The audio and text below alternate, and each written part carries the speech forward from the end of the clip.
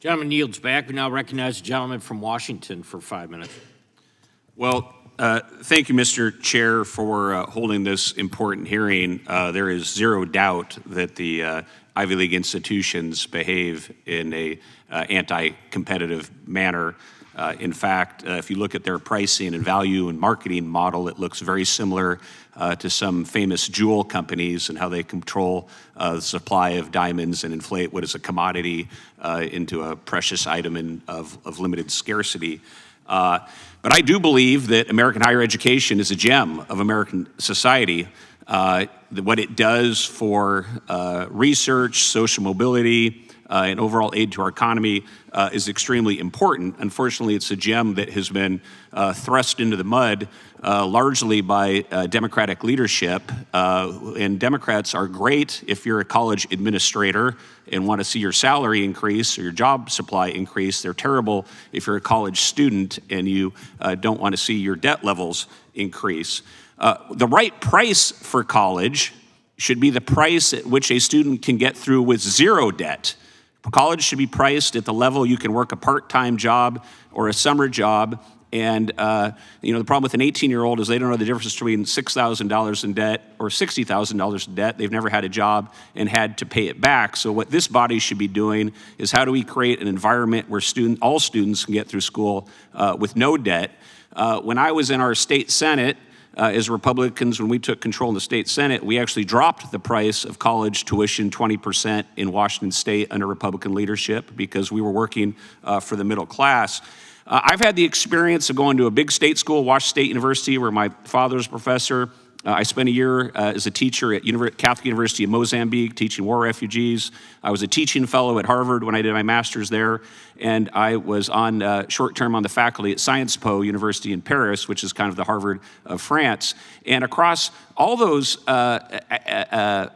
experiences, what I saw is that the amount of growth in administrators in American universities is simply out of control. When you go to Sciences Po, there's no diversity deans, student housing deans, student welfare deans. There is simply this reliance on college students to behave as adults and figure stuff out for themselves. In doing that, they're able to provide college at a much, much lower level. So what this body needs to do is to figure out ways to get out all the BS out of higher education, get back to basics, and create mechanisms to bring costs down. Now, I do want to touch on this issue of the Ivy Leagues and Harvard specifically, which does have some real problems. When I went to Harvard, there was a lack of viewpoint diversity. We used to call the Republican club the phone booth club because there were so few of us we could fit in a phone booth. Now I make that joke, and a lot of students don't even know what a phone booth is. But in any event, the solution to this is just to make these universities reflective of American society. It's like Noah's Ark. Just increase access and viewpoint diversity. This shouldn't be hard, except the fact the far left does not want to give up its stranglehold on America's most elite universities, but this is going to happen. Secondly, there is a problem with the Chinese government and foreign institutions utilizing America's most elite universities. When I went to Harvard, there was sort of a small-scale scandal that they refused to fly the flag of Taiwan at that time.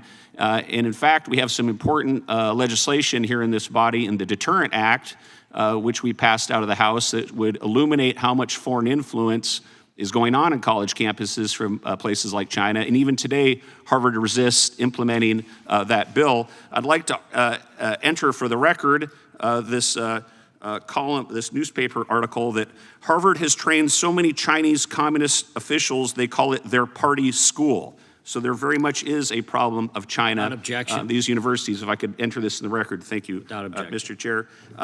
And finally, I just want to thank all the panelists for fighting this antitrust issue.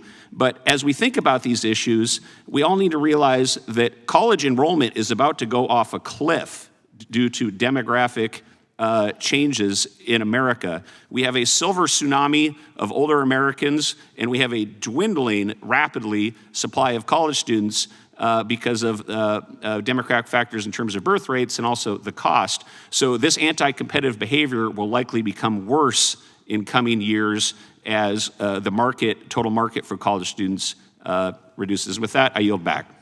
Gentleman yields back. Mr. Nadler is recognized for unanimous consent request. Mr. Chairman, I ask unanimous consent to enter into the record an article from New America titled